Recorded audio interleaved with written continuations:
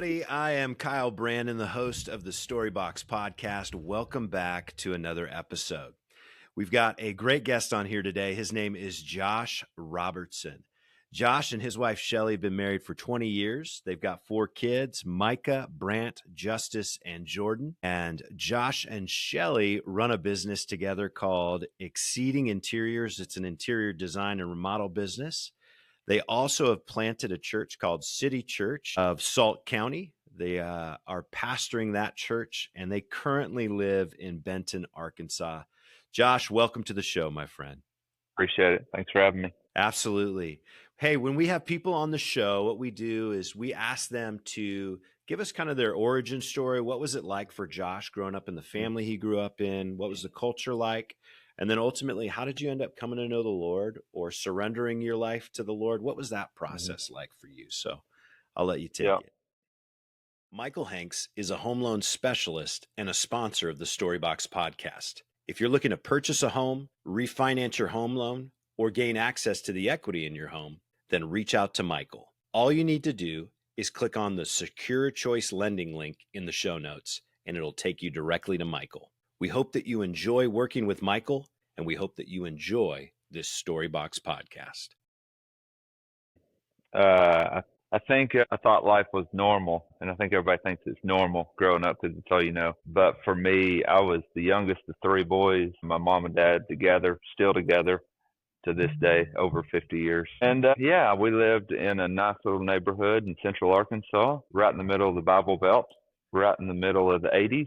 So that was kind of the peak of Bible Belt Christianity in Arkansas. So we lived up to it. Dad was a deacon at our church, taught Sunday school. My mom worked alongside of him, constantly had groups in our house that they were a part of. Generally speaking, home was healthy. It was safe. It was good. I don't remember ever having to look over my shoulder as a kid. I don't remember ever questioning mom and dad as a kid. It was just a good, thankful for the environment that they created. As far as my faith goes, I always find it interesting that I grew up in church from the time I was a baby. I've always been a part of the church, and I laugh at the fact that I got to be 20 years old and I knew absolutely nothing about my faith or the Bible. I don't know Which honestly is probably not abnormal for a lot of people. No, it's not. But I think I probably could have put the Bible on audio and fell asleep and absorbed more in my sleep than I did through my childhood. That's not my parents' fault. That's not the church's fault. That's just my story. But I did say yes to Jesus when I was 8 or 9 years old, somewhere around there. I remember sitting and talking to mom, and I think, we went through that conversation together. Claimed my faith in him. I was baptized right then afterwards. So that part of the story is not atypical for a kid growing up in church. I would say if I was 9 years old when that happened, spiritually speaking, I was still 9 years old when I turned 21. Wow. The growth process never took as far as my faith goes. So it was what it was. And I didn't recognize that, I don't think, until I met Shelly, who would become my wife. See, I was 22 when we met, and she was strong in her faith, and she was convinced of all the things, and she had grown up with great conviction and confidence. And I met her, and that was interesting to me, and I was interesting to her because we were on 2 different spectrums. So I guess it's a little science experiment. We dated for a while, and come to find out we liked each other quite a bit. So, but yeah, when I met her, her faith was a challenge to my kind of passive ignorance that I had grown adopted to. And our dating process, I started growing in my faith a little bit. The transformative moment in my life that took me from where I was to the trajectory that I ended up on was, she was at college at a school just outside of Little Rock. And I would go visit her on the weeknights because I was working full time. And then I would go visit her. And we went to a campus ministry down there. And Jesus says that the Spirit just kind of moves as he wants, kind of like the wind blows, comes in, you don't know where he came from, he leaves, you don't know where he went.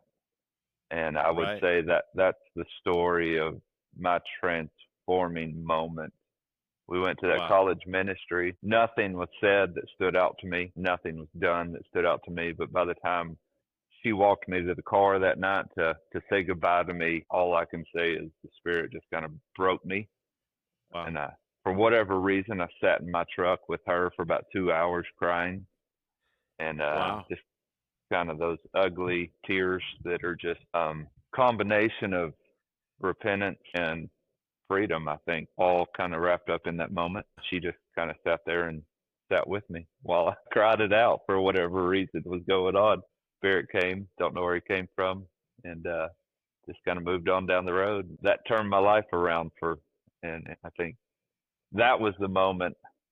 I believe in God's grace. In my ignorance, He probably saved me when I was 8 years old. But I think that moment was kind of the moment that we read about with all the patriarchs in Genesis. You know, it's like they grew up in Abraham's house, but then they had their own moment that God Yeah. revealed Himself, It's a great way to and say it. kind of affirmed the covenant with them, and that they were going to be a part of it in their generation. I feel like that's kind of what that moment was in my life. That's awesome. So What do you feel like has changed after that moment? What changed? everything, yeah. So I guess I was 22, 23 when that took place. I don't know, just it was decision after decision, I guess, from that point on that kind of snowballs into the life you end up living. So Yeah. I don't look at that and be like, that was the moment that I was set free from addictions or this and that or, anything like that. It was just like that was the moment my thought process began to function differently. If repentance is truly a change of mind, then that change of mind and that thought process changing eventually leads you in just kind of a compounding interest, and you end up 10, 15, 20 years down the road with a life you never thought you'd have. And Wow. I think that was it. So if one single thing changed, it was my mind and the way that I thought and desired and made decisions. And from that point on, it snowballed. Yeah. Yeah, man. And you guys have been pastoring City Church in Salt County, right? Yeah, it's Saline County, nicknamed Salt. Saline? Yeah, Oh, Saline. Stalk? Salt. Okay. No, so Saline County, which is named after saline, which is salt.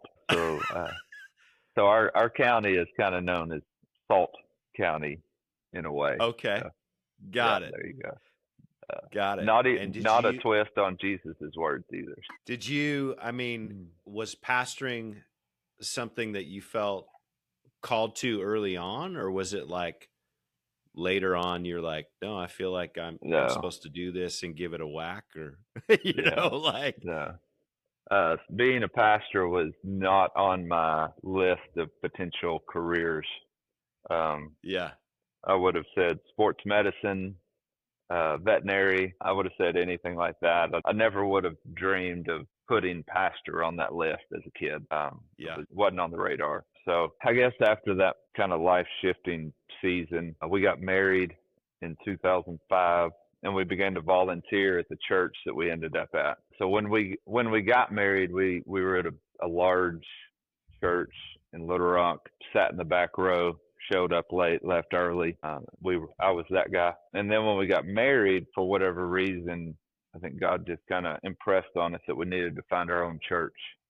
That was her family's church. That was the church I went to because they had single girls. So it was time for us to start fresh and find something new. Just so happens that I did air conditioning work, and my boss had been a part of starting a new church in our town. And he said, before you join anywhere, you got to come visit. We'll come check it out. We ended up staying. And as it goes with new churches, they have a lot of opportunities. My wife wanted to work with teenage girls, so I tagged along with her. And I kind of took the role of the fun guy in the youth group. So, and then I also, being a guitar player, jumped in with the worship team and just played guitar. And really that began to change kind of how I saw us as a part of the church, and it kind of opened my eyes as to the fact that we could be a part of it. And I got to the point that I guess after volunteering for about a year, I began to actually desire to be the youth pastor, which was foreign to me because Wow. literally I was the guy that made kids laugh. That was my role, and I didn't know how to do anything else. And I also had a desire to become the worship leader, which was foreign to me as well. So I went and told my pastor. I said, "Hey, I know we got people in lead positions on both of these roles, but this is what I desire. This is what I want to be a part of." And he heard me, and that was the end of it. And the next week, both of those people resigned from their roles, and I stepped into both of them. So that was Like he asked them to resign, or no, they? no, they stepped down on their own. They already had it in the works, and so as smoothly as that, God gave me a desire, and then He made an opening. So I stepped into both of those roles. Eventually, that turned into well, I'll say eventually. The next thing, since I was ignorant of anything in the scriptures, I said I better learn something. So I started going to school at Moody Bible Institute in Chicago, their online Like program. online? Online. hmm Okay. Did it all online. The church started paying me like $200 a week, which didn't even cover my tuition. But Right. so that was the start of kind of my ministry journey and getting educated and all the stuff. So uh, yeah, over the next 5, 6 years, taking online classes, working full-time jobs, doing ministry. Ended up with a bachelor's in biblical studies. There's a little thunder going on outside right now. Uh, Wow. but yeah, it was literally as smooth as that. Kind of goes back, I guess. I missed a moment. I told my wife that was my desire. I said, I think God wants me to be a pastor. And this was before I'd stepped into the roles. And she says, I don't think so. You need to go think it. You, uh, so I did. I went back and I thought and I prayed and kind of waited. And I don't know, Yeah. maybe a month later, something like that. We were at a Christmas Eve service. They're singing "Mary, Did You Know" and all the things like that.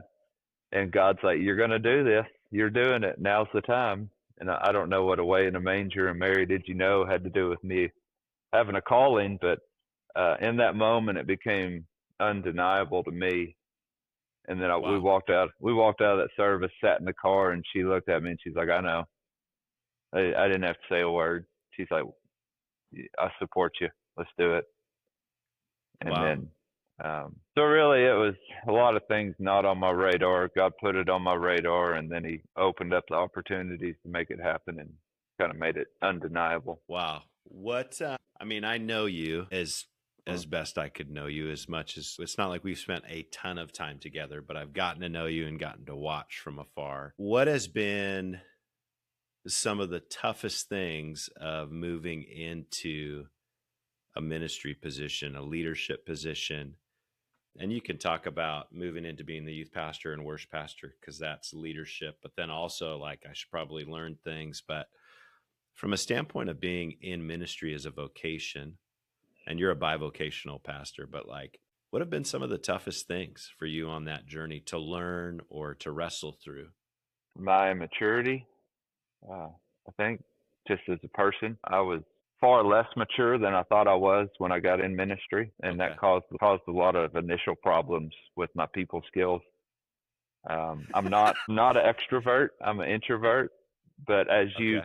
as you came to know the first time you met me, I'm also kind of on the DISC assessment. I have a D personality at times. Yeah. Um, and I remember in our church planning assessment, there was a moment in time where I was in the middle of the throes and kind of pushing the group around, and you were sitting back in the corner just watching silently, waiting to see what I broke. There were wives Yeah. crying, there were husbands fighting, and then there's me in the middle of it, and you sitting in the corner just like shaking your head. But that part of me came out very early on and very consistently, and it created a lot of growth moments for me. So, growing through my own immaturity in my people skills and how I function as somebody that has responsibilities. I've always been hypercritical of my leaders, whether it's a boss in construction or a pastor, and I've always been very quick to assert myself, and those two things don't go well together. So Right. I've had to grow through that pretty much continually through my whole adult life and ministry. Everybody thinks pastors are just naturally shepherding, caring. Some of us aren't. Some of us are just jerks that have roles, and that was me. So Yeah, well, I mean, I think it's true. I think there are a lot of people that have the title of pastor slash shepherd, yeah, and there are a lot of people in the organizational church that are more CEO minded, systems and strategy minded, yeah, visionary. You know, enough people skills to communicate. Really not, and not saying this is you, but like I think that there's a spectrum of people that every church is different because of the leadership, and that's where yeah, the team comes in, right? yeah, Finding people that are opposite of you, have strengths, all that kind of stuff. Yeah, I mean, for those of you guys that are watching, Josh and his wife Shelly and my wife Lauren and I all met on the church planting journey 7-8 years ago, some yep. eight nine. 2018, I think. Yeah, and so yeah, but I would say, man, yeah, the disc piece, it was fun watching you in that in the church planting journey as I'm watching other Mm, Ds, like strong-minded people coming yeah, together, and I'm an ID. So yeah, I've got some D, but I'm like, I'll hang in the back and let that D show up a little bit yeah. later when it needs to. But my Uh, vantage point of view is like you are incredibly entrepreneurial, problem solver, and you can correct me if I'm wrong, but I feel like my vantage point of view and how I would view you is like you're somebody who sees maybe chaos or people not being able to make decisions and like I'm going to step in and just, hey, I'll take the reins if you guys let yeah, me and I'll make decisions. yeah. And I so don't, I don't like to, but when there's a void, I have to. That's kind of the yeah. way my brain works. Yeah. Yeah. Uh, Totally. yeah, So, I mean, and it sounds like from the beginning, like of moving into ministry roles, it was volunteering to taking up what would be considered more vocational responsibility. But it sounds like from the beginning, it's been a kind of a bivocational journey the entire way through. Is that correct? Or were uh, there seasons where it was full-time yeah. ministry? Seasons of full time. Started when I started. It wasn't bivocational. It was college and uh, Okay. serving, so it equals same part time reality. I just wasn't making money outside of it. I was paying Right. for college. And then I moved into about 3 years of full time at that same church. Moved back into a part time. My first pastoring role was a part time thing, and I moved back into working part time. And then I got picked up by another church. I spent 6 years of full time youth ministry before we started City Church. Okay. So yeah, Do I've you actually it's about half and half, I guess. did you enjoy the full time or did you always feel like there was kind of a draw to keep doing what you do on the side with construction and whatnot or Pros and cons. Obviously, the value is the single-mindedness. You know what you're doing every day, and you can wake up right. and focus on the ministry. That was nice. I'm not an office guy, so this is the first time I've sat in our church facility outside of a Sunday morning, and I can't tell you how long. Uh, I, I I I do not go to the church until it's time to gather. So Right. I write sermons at home on Saturday mornings just so I can keep moving. I'm a hands Yep. on guy. So when I was in full time ministry, I always felt a pull to leave the office. I Yep. didn't function well in that setting. So, at this point, we've kind of I say we found teeters between good balance and unbalanced even now. So when we kind of went in with my wife's company, is she was an interior designer already when we started the church. She already had her own business. And then Okay. when we started this church, I decided to join in because I had construction experience. And I had a really good balance for a while, but then the business took off and it became more of a contractor, less of a pastor. Then the church kind of takes off a little bit. And so you're trying to scramble to fill holes. And now my kids, they've grown and they've taken off and they're going all different. We're kind of in a season now that balance is a joke. Like it's a free for all and you just got to Right. keep moving and make it happen. So it's Wow. not it's not the easiest season of ministry or work that I've ever had. It's probably the most difficult. But there have been times where I thoroughly enjoyed being able to work, do something with my hands, keep moving throughout our community from job to job, and then have my role as a pastor and have our church in the community. That's been the way that I would design it at this point. I've really lost my desire at this season of life to be a full-time pastor. I guess it was about 2 years into starting the church. You know, you came through the same process I did. There's a process for starting churches, and the goal Yeah. is to get to a critical mass in the church, and the goal is to get enough support to where you can be a full-time pastor again. Kind of go from financial support to your church supporting you. We were a year and a half, 2 years in, and I lost that desire altogether. So Hmm. we scrapped that plan, and really never looked back. So it's a What caused you to scrap that plan? Was that more driving you versus like people and actual ministry, or like unpack that a little bit? Like, why did you scrap the uh, plan? all of the above. There was pressure. The typical model for starting churches in our I guess I could say country. I don't know. I don't know. You know, just Right. in our setting, the typical model for Right. starting churches put a lot of pressure on me that was unhealthy. Um, Right. and I think that was partially due because our purpose for starting the church and our process for starting it looked so vastly different than most church startups do, that our Yeah. process was going to take a lot longer. And the plan that we were given told me that my process was flawed at some point because it wasn't keeping up with the metrics.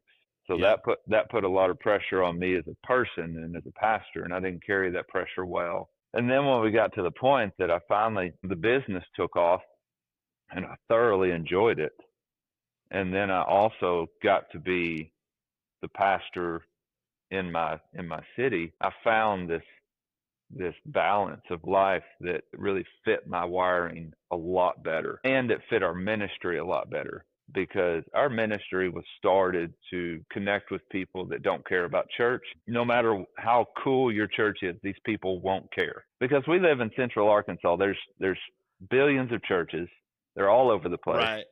There's a Right. church there's a church of every style. You can go to traditional church, you can go to contemporary, modern. If you want a church, you can find a church to fit you. 50 to 60% of our town still never set foot in a church.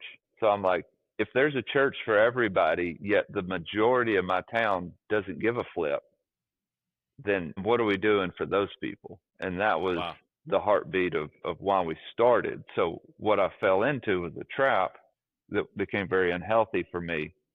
Number one, we've set out to connect with those Yeah. that are so far disconnected from the church that your music is not intriguing to them.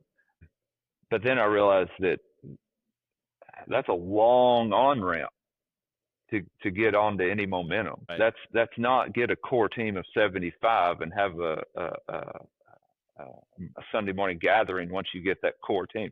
Our process didn't match the process. So the pressure that the normal plan was putting on me became unbearable once I finally realized what God's doing here is not what he's doing everywhere else. Let's cheer them on and let's get in our own lane and let's run our own race. So that meant me running slower, more steady. Yep. That meant me Yep. supporting myself financially, not trying to support myself through the ministry. And once I took all those burdens and all those pressures off, and we rented a facility that maxed out at 50 people. You know, I didn't need the church's money. I didn't need the church's finances. Once we kind of hit that sweet spot, then I wasn't running a sprint. I was running a marathon, and I was quite content with it. And for the first Yeah. time, I was at peace with our process. But that took me about 2 to 3 years to get there. Bro, It this hurt. is all, yeah. It hurt. Yeah.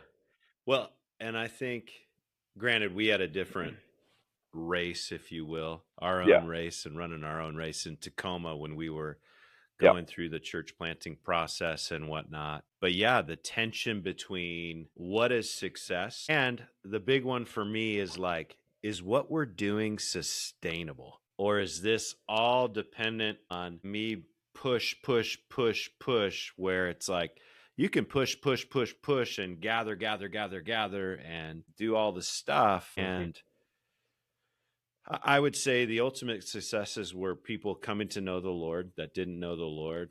But then also at the same time, a lot of variables in there. We were in the midst of COVID, and which you guys too, but it manifested differently where we were at in Washington. But I think the question for me in that process was, gosh, is how we're doing this? Is this, is this healthy for me? Yeah. To be like, what's the next big thing we're doing that's going to attract more people who don't know Jesus? Yep. So that we can expose them to Jesus. And we were watching you guys, and other people that were starting up at the same time. And there were many times Shelly and I'd sit down for dinner and she'd be like, "Did you see that church that we met with? You know, that church from Assessment, they launched with 200 people. Like, what are we doing wrong? What are we doing wrong? Because we're 2 years in and we got 30 people meeting on Sunday. What are we doing wrong?" And I'm like, it's a different thing. It's not the same That's thing. right. That's wisdom right there. And I think too, for anybody, go ahead. That wisdom was a very painful process to get to that point. There was a lot of near folding before you get to the point of saying, this is just different. And I got to stay in my lane. So it takes a lot of heartache to get to that point. Yeah. Well, and I think for anybody that's watching or listening, that is a church planter or early on, or you're looking at the way that we define success in churches, this is really good stuff to hear. I mean, because at the end of the day, correct me if I'm wrong, but would you say like success is doing what the Lord's asked you to do with the conviction that you have about it? And then the variables and the different things, it's like the results are up to him. So if it's 30 people or 3,000 people. Yeah. Faithfulness is ultimate success, right? It's just do what you've been told to do, and the power to create is not in our hands. So just do what you're told to do and let him do the rest. And the difficulty is the comparison between us and everybody else. There's a book by what's his name? Start with Why. Business Not guy. Sure. Do you know the title? It Start with Why. Yeah. Oh, Start with Why. Anyways, I'll remember his name here in a second. I have a brain fart. Ultimately, that's the deal. It's like I'm listening to that book again right now, and re-listening to that book has reminded me, number one, why our church exists, but also reminded me that we went through a long season where I got caught up with what everybody else said I was supposed to be doing and the metrics of all those things. And we in the midst of all that, why we were doing what we were doing. And your why determines your how, which determines your what. So, but and he says it often, we oftentimes start backwards. We talk about our what, and then we share with you our how, and we don't even know what our why is. So our why from the beginning, when I go back and look, there's about a 2-year gap where we forgot this. But our why was to exist for those that didn't care what churches did. We knew that there was a group of people in our city that were open to Jesus or would be open to Jesus. They just weren't open to the church. So can we create a church that they might be open to, or at least a church that would be able to like bridge that gap relationally with them? What I failed to recognize is that that's not the model that's promoted. So then we get to a season where we get caught up in all of it, and then I finally come out of that funk, and then we remember why we're doing what we're doing. So if we remember why, then we don't have to do it how everybody else is doing it, because we have a unique purpose. So our unique purpose needs to shape our unique process. And then when people come in and they're like, why is this different? Then we can tell them why and how to produce the what you see. But it's when you get in your head and in a comparison game, you're just competing and you're comparing, and it was really hard for me to remember why we're doing what we're doing. Once I got Yeah. to working full time and pastoring sometimes is kind of how I do it. Um, Right. I was not obsessed with comparison. It's like you're saying, is this sustainable? And then we finally got to a point where my ability to have a company which was supporting us financially made our ministry sustainable. Yeah. And that was a key turning point. Until that point, I was not sustainable. I was going to break. And I came really Yeah. close to it a number of times. Yeah. But once I became comfortable getting up and putting my work boots on every day and going and getting dirty, building stuff, and then pastoring sometimes at the pace that God had set us, then it became very sustainable. That's so good, man. Pace is such a it has been a topic for me and the Lord for the last last couple of years. So for those who are watching and listening, my wife and I, we planted a church. We went for about 4 years in the midst of COVID, and then ended up making a really hard decision to, through a number of variables, close the doors and help those people transition to other churches. And we made a big move, all that kind of stuff. I worked as a loan officer for a year and a half, and then came back into a church position with a whole new, I think, paradigm. I spent a lot of time in that time off of just asking a lot of questions, like looking back and assessing and going, man, I was running really, really hard. Is it sustainable? It wasn't sustainable what we were doing. There's a reason why so many people burn out, is because they just push. I think coming into the position that I'm at now, I'm back on staff at another church, not the lead, but one of the associates, and really been challenged by the Lord about this idea of the pace of team, that if I can function more in a role of building a team that can then be empowered to influence and take on more responsibilities, if I will focus in that way, it's really, really slow at first because you have to build that culture and develop people and do all this stuff. But over time, I'm like, this is how you're way more efficient with your time. You get more people engaged. They're carrying more load. And ultimately, as a team, you impact way more people. And I think that word pace, like the pace of team for me, like, and I've talked about this before on some of the other podcasts, but like, I'm a person who I want to go fast. I want microwave production and like, let's get it done. And the Lord's like, that's not the pace of relationship. That's not the pace of team. That's not the pace of growth in people.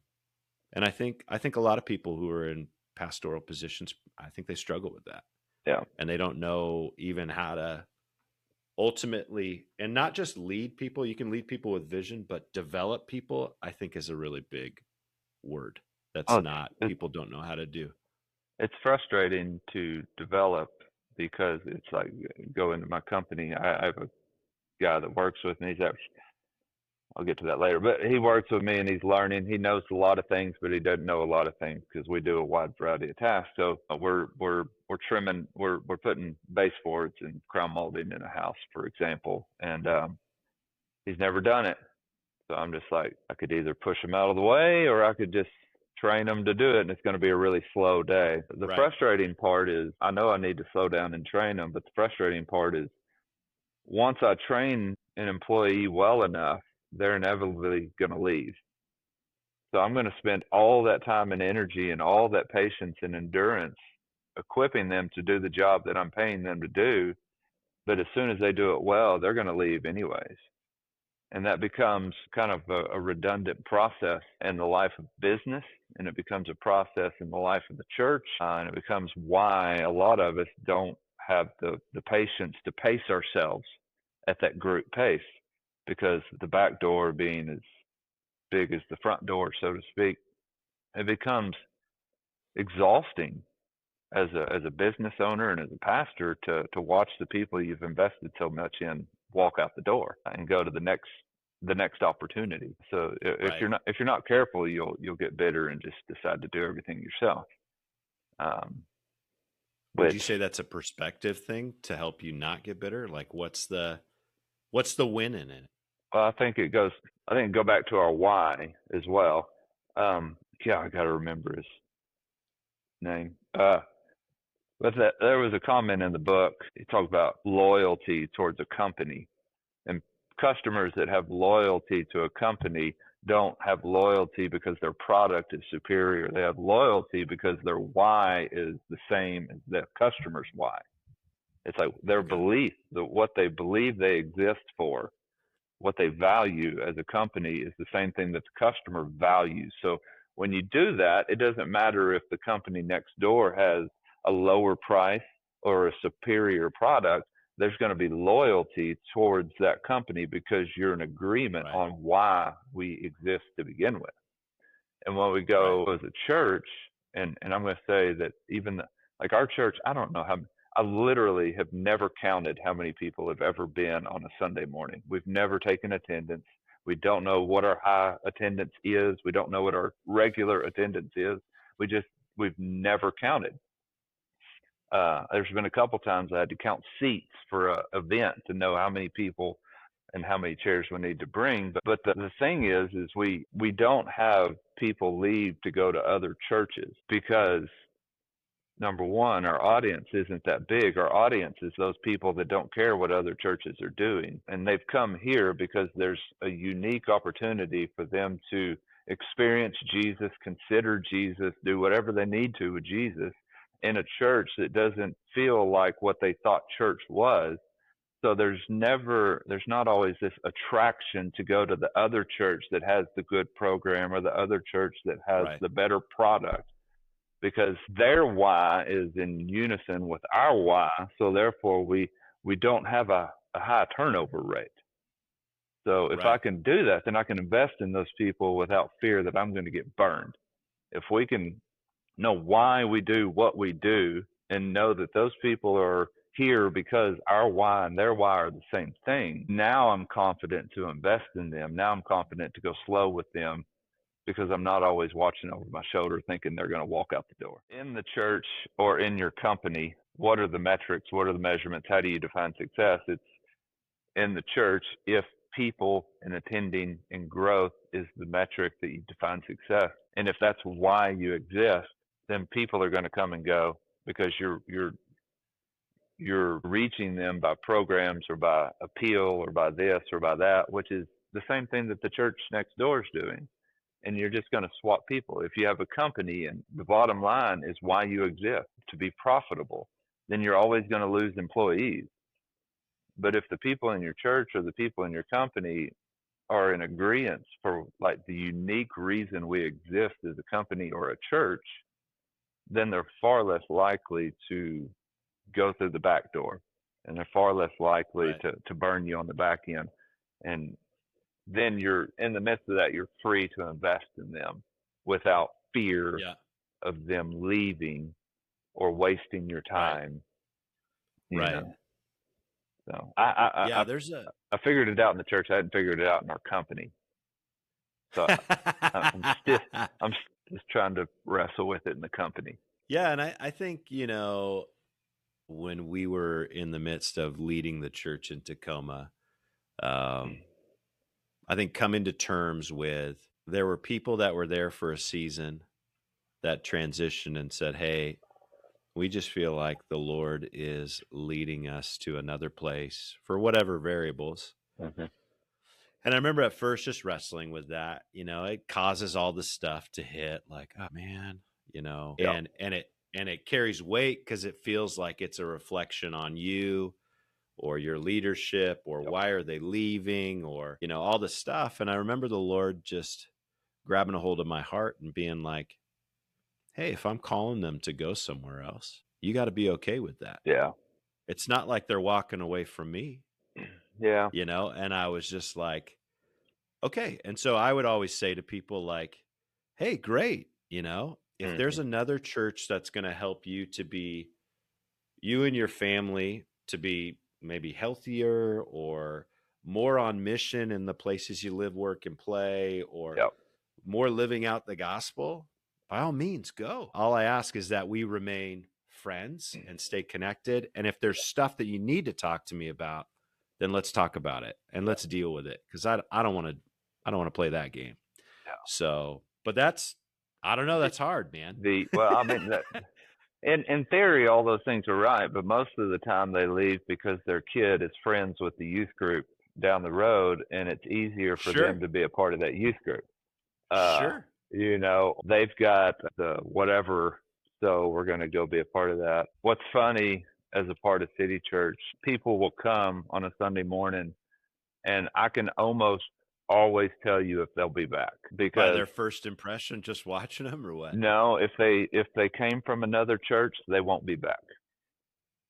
If Wow. if they are looking for a church, they won't be back because if there's another church in town that might potentially fit their concept of church where they could be content, they'll never be content with us. And that's perfectly fine because that just means they're not the reason we exist. There's already a Okay. church for you, and it's probably Right. not this one. And we're okay with that because we exist for those that think that there is no church for them. Right. So it's we met a guy that was a waiter at a restaurant. We're in a downtown area, historic downtown. Our building's 130 years old, and we're surrounded by 100-year-old buildings and restaurants and shopping and things like that. So we meet one of the waiters at the restaurant across the street. Over the course of months, we're visiting with them as we're in there eating uh, cheese dip and beer and whatnot. And he's our server, and he's constantly in Sure. and out. And one day, I'd learned his name. I'd learned, he had an interesting name, so I asked him what it meant. And so we just fun conversations over the course of a time. And we see him in there one time, and he looks down, and I'm like, "Hey, are you all right? What's going on?" And he just begins to let me know about kind of mourning his father that had passed away, and just all the things that are going on, his alcohol struggle, and all these things. And so we ended up getting to pray for him while we're sitting there at the table. And after we prayed for him, he's like, "What time? Like you're the pastor of the church across the street, right?" And I'm like, "Yeah, I am." He's like, "What time does it start?" And he's like, "I'm going to show up this Sunday. I'm going to come." I'm like, "That'd be really cool if you did." And in my head, I'm thinking, "You'll never come," because people tell me that all the time. But he showed up Right. that Sunday. He showed up, and he came in, and he's been here ever since. The day he showed up, he was self-proclaiming agnostic, who had experienced church as a kid and never wanted to go back, but spent the next 10, 15 years being agnostic. We have a church full of agnostics and atheists and people that were kicked out of churches and people that thought church for them didn't exist. And those are the people we exist for. The people that come, they're just checking out churches in town. They never show up again. But Got it. those other people very rarely leave. Interesting. So would you exist for these people I think one of the things that you had said was for people that aren't sure about church but willing to give Jesus a shot. Like in these people that are coming, do you have stories of people that have moved from being agnostic to no, I do believe in Jesus now. I've Oh yeah, taken that step. I've like share some of that stuff. Any yeah, stories? yeah. So the guy Because I that mean, I think in hearing some of this stuff, you go, okay, a place that exists for people who want to give it a shot, but we would hope that there would be people that like the server that are coming, oh yeah, that there is like steps towards yeah, Jesus. So absolutely. So the server, as an example, he became a regular on Sundays and thoroughly loved it. And we have a group that meets in houses. We share meal and share discussion around the Sunday morning sermons. And he became a part of that group. And for months, he would come in there. He's like, "Man, it's just thankful that you guys let me come be a part of this. Even though I don't like fully believe what we're talking about, you let me come and I'm part of the conversation and we get to enjoy a meal." yeah, And he's like, just bragged yeah, on that for months. And then I'm like, "Come on, man. Like eventually, like you're going to turn the page, right?" And then we were baptizing somebody, and he's like, "Hey, I think I want to be a part of that." And I'm like, "Well, tell me more. Like, why would you want to be a part of that if you don't believe what we believe?" He's like, "I started finding myself like telling people about Jesus. Like I've started thinking about it and praying, and I'm like, all of a sudden, he's like, I do believe these things. I didn't even notice when it happened, but he's like, do, and I want to be a part of that." So uh, he actually I gave him the microphone that Sunday morning right before his baptism and let him share his story. And Wow. he preached the sermon the Sunday he was baptized. Wow. After coming to faith, we got another guy that same thing. He was agnostic for the longest time, the biggest skeptic, and he started Yep. coming with his wife and um, started hanging out. And he read, I guess it was Case for Faith, that actually Mm-hmm. Lee Strobel. became a trigger for him to he's like, I'm in, and then he's like, baptize me, you know. So we did it. The server actually, I told you he had a alcoholism problem. Actually had some DWI from that same time frame. Soon after he was baptized and got to share with the church, he also found out he was going to go spend 90 days in jail. And man, he had the faith to let us be open about it. And we got to share with the church the week before he was getting locked up, and the church came and laid hands on him and prayed over him the days before he was Wow. going into jail. And then the church wrote him letters for 90 days while he was in jail. I got to have video calls with him. He was in Bible studies throughout his time in jail. And we have a number of men in our church that had spent time locked up. And one of the guys had the wisdom to tell him, he's like, you're going to feel like you're being buried, but you're actually being planted. And I was like, Wow. and it turned out to be Mic true. drop. Yeah. That 90 days turned into a season of great growth and affirmation for what God was doing in his life. The guy that told him that had actually just started coming to our church. He just looked like a normal, 30-year-old dude, and he was hanging out by himself. And I finally got his story, and he's like, yeah, he's a recovering addict. He had been on drugs. He'd been on meth for a number of years, and he'd been locked up 8 times in 1 year, just a couple Wow. years ago. But he had, through that process, come to faith in Jesus. And then when he got clean and started creating some steps in his life, he started looking for a church, and he kind of bounced around. And as an addict who had been in and out of jail, just kind of thinking that there's not a church for him. And then he stumbles Wow. into our church one Sunday by a connection with my brother, and he never left. And he's like, these are my people. This is my church. Like that, That's awesome. that an addict who's coming out of jail and spent time so many years in that world comes in and says, this is the place that I'm going to grow my faith. It feels like Wow. home. We got to baptize him shortly after he came. Now he has he had lost 2 kids, had lost all parental rights to his kids for a number of years. Obviously he wasn't in a place to be a parent. And now through this process, he just now got parental rights back to his children. He's bringing his kids to church. He's led his Wow. led his son to faith in Christ. We're talking about Wow. baptism for his son. His girlfriend wasn't allowed to be because they were doing drugs together and sleeping on the streets together. And now she's back in the picture. They have full rights to be together. These processes are normal in our church. We don't have Wow. a full-blown kids ministry. We don't have a full-blown youth ministry. We don't have much of anything, but for some reason, these people who come in that think there's not a church for them, they come in and they find out that there is, and they're the most loyal, and they're the most excited about what God's doing here. We got another guy that just he was in prison for a number of years, and I think it was 2 years ago, while he was in prison, he came to faith in Christ. Same thing. Got out, got sober, started trying to figure out if there's a church for him. The guy that I just told you about that had struggled with addiction actually invited this guy. He comes in. He's like, this is my church. These are my people. I'm never leaving, He's like, you're my pastor. I'm like, that's cool, whatever. But it's, we could go row after row after row. If we have a church of 50 to 70, I would say 80% of them have those stories. That's awesome. Sunday morning, there's another guy that just walked in one day, and I could tell he's walking to church. He didn't have a car.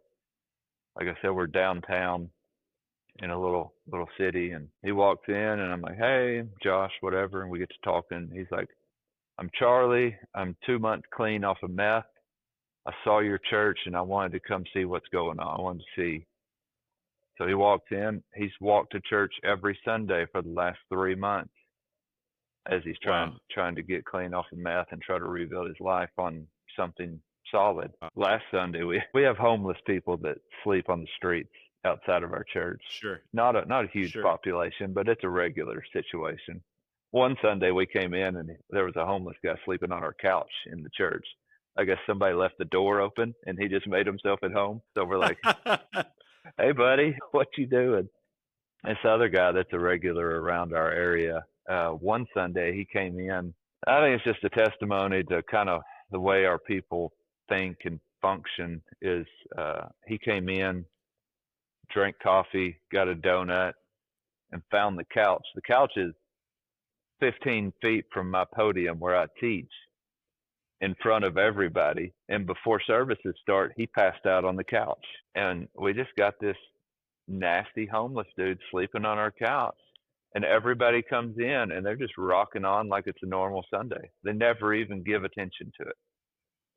Wow. And we go through the Sunday, and one of my guys he made an observation. He's like, "Man, this is to be able to have this guy sleeping on our couch straight off the street." He's like, "This is something different." He came back this week. Yeah. We hadn't seen him in months, and he walked in this Sunday. I was like, "Grab a donut, grab some coffee." He sat right in front of me and my family the whole morning, and spent the morning with us. Just like another dude in the church. So. This is, Josh, I would say, as somebody who's watching from afar and, had tidbits. We hadn't talked in a while, but like in the midst of the church planting journey and all of that process, connections at different points, it almost seems, as I'm looking in hindsight over your journey as you're sharing it, it was God's grace that you didn't fall into all the other metrics of all the other stuff. Yeah. Because what I'm hearing, and I'm sure people are hearing and that are listening to this or watching this, this is what Jesus did. Yeah. Jesus didn't have the big stuff and all these big metrics and would spend time with really stinky people or people that hadn't been touched in forever, and I'm sure his disciples were like, "Jesus, what are we doing? What are we doing?" It's so weird. Like, yeah. These are my people. Yeah. Yeah. So, I think, although, and this is where, gosh, man, I wrestle and I throw out a lot of questions that some people don't like in the church, but it's fine.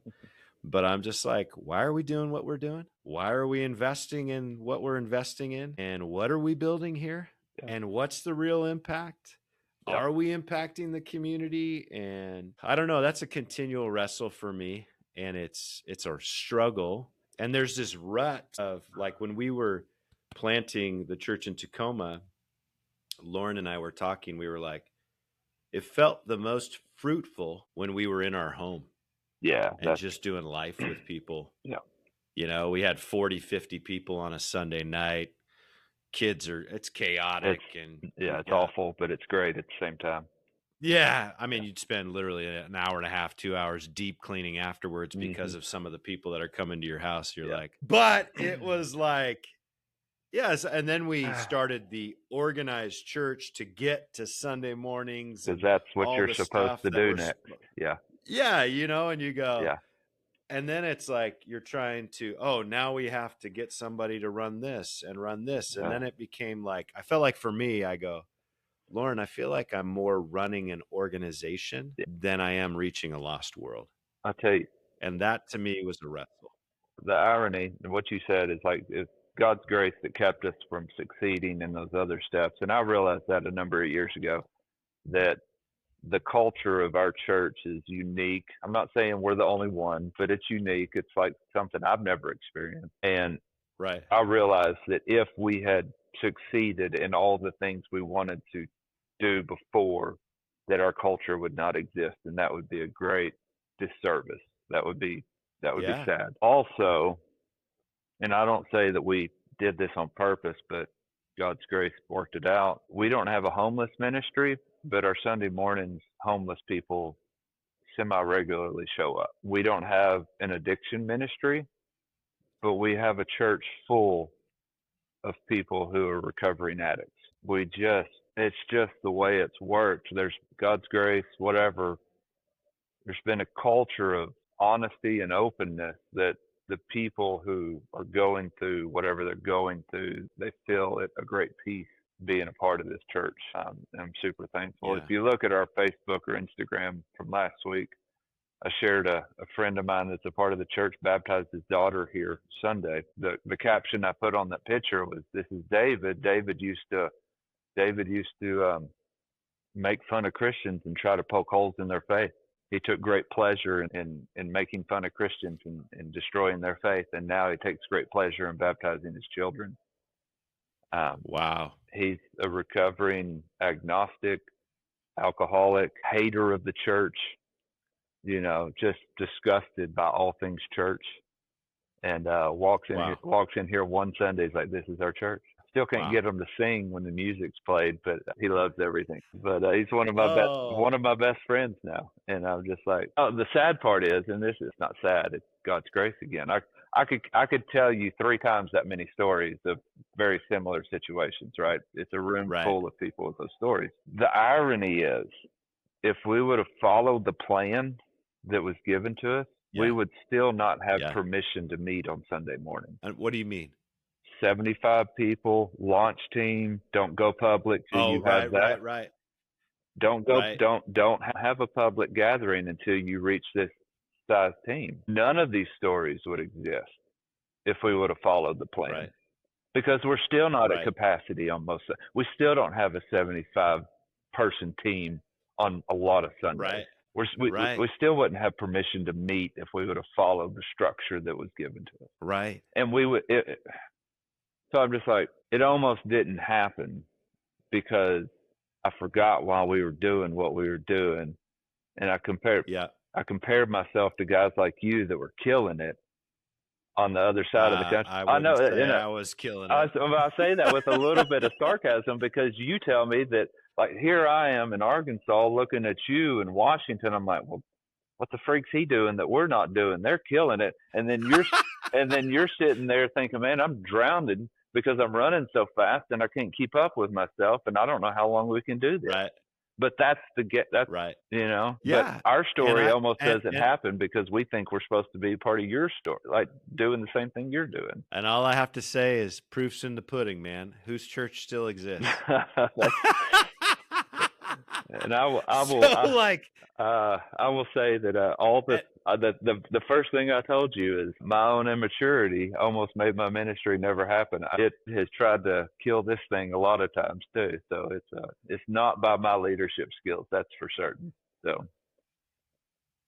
shoot, praise God for His grace.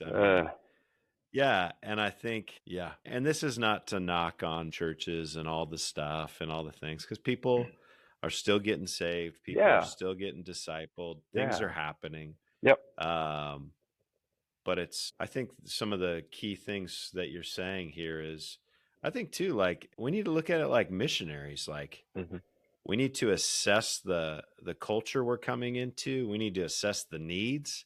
How can the gospel meet those needs? And what does it look like? And if God's calling us to it, He knows the details of what it looks like and what needs to happen. And so, man, I love it. I finally got to the point, and I'm thankful I did. I get to the point that, like you said, that there's no knock on any church. I say that we're different. I'm supporting. I'm cheering on every other church in town. I hope they kill it and succeed and do great things. I have no negativity, and I wish them only the best. But I do know for certain that we are here to do something different. And I can cheer them on and do my own thing at the same time. So, and I'm thankful that I got to a place of peace where I can say that and literally mean it. Yeah, seriously. So it's. I want to ask you this question, and then for sake of time, we're going to wrap up here, and I'm going to have you pray, and then I'll close out the episode. But, like, what would you say to a young person that feels this call to plant a church? Now that you've been down the road, the years that you've been down the road, what do you feel like are some nuggets of wisdom that you would either have them ask themselves certain questions, or, I don't know, something that you would share with them? What would you say? I know that's kind of a big question, but I'm going to echo what I've already said too many times, and figure out why you want to start the church that you want to start. yeah, Like, and I don't mean because I want to reach people. Really, why? Like, why don't you serve on staff at another church instead of this? Why don't you help that church succeed and become great right, and do greater things that they're already doing instead of doing this? If there's not right, a hole in your city that's not already being met by another church, then why do this? It's like, right, figure out a very specific why. And if you have to use more than 2 sentences to tell me, then you don't understand your why. It's got to be an elevator speech that if you jump on, you should be able to say it in 1 sentence and somebody fully yeah, understand why you're doing this. Because right, if it takes too many words, then you don't understand what you're doing yet. And once you do that, then you can become. I will say that 90% of the things that we thought we were going to do failed, even though they supported why we were doing this. The why can stay the same, and the how can constantly evolve. yeah, that's good. So don't be so tied to your plan and so vague on your purpose. Got it. That's really Your good. unique purpose has to be so narrowly streamlined while your plan is so freaking flexible. So good. Because if you're doing Well, something Josh, different, then nobody's got a go ahead. plan for you. You're Yeah. gonna have to write that plan on the path, so to speak. Well, here's something to pray about and consider. And I know that you're kind of like, hey, man, I got enough going on in my life, but like, I just think your experience, you and Shelly both, your experience of the journey that you've been on and are still on and still doing is, I think, sitting down with people and almost being like a coach to help people kind of navigate, filter, and process. I think there may be potential of seeing some of that in your future, what that looks like. Because I do think the church overall is being challenged around the country on what's fruitful and what's success. Yep. And I think there's a lot of churches, there's denominations that are aging out because they don't want to change. Yeah. And so they're slowly dying or rapidly dying. And they're closing churches, selling off properties to support the denomination continuing moving forward. But really, it's just delayed. Yeah. Yeah, so I think don't be surprised. And maybe this is a prophetic statement, I don't know, but don't be surprised if there's opportunity in the future where God puts you in a position to help people come to conclusions that you've had to ask certain questions and help coach people and lead people to where church success isn't about the same metrics of the past, but Yeah. it's about the very things we've been talking about today. I'd be open to that in the right time and the right season. So, right. Not in the midst of your kids growing up right now, but yeah. and So all the chaos. it's the season we're in. So I hear that it's going to go by fast, and we're going to look back and miss it. I can't see how that's possible, but that's what I hear. Yeah, I mean, I think how old your oldest is? Micah is 16. We got 16, 13, 11, and 9. Yeah. Yeah. We've got 17 and 13. So I think with my daughter, and you're probably feeling this somewhat with your daughter too, but like it's gotten really real as we're going into senior year and going college. Yeah. Wow. Here we go. It went fast. Okay. Yeah. It went fast, Yeah. And then whenever stuff shows up on social media and they're like, this day 10 years ago, and it's a picture of your daughter and you're like, holy cow, that was like, felt like it was yesterday. So, yeah. Oh, man. well, hey man, as we are coming to a close, why don't you pray for everybody that's listening, watching, whatever's on your heart. And then when you're done, I will wrap up the episode and we'll call it a day. Good. Father, thank you for Kyle. Thank you for his ministry, for his friendship, for just getting to watch each other's journey from a distance and feeling like we're brothers in a sense. Thank you for friends like that, Father. And I pray for all of us, whether listening or just trying our best to be faithful to you, trying to figure out what you're calling us to, what you want us to do. And I pray, Father, that we would just find contentment in moment by moment, giving you our yes, just moment by moment, just tailing along with you.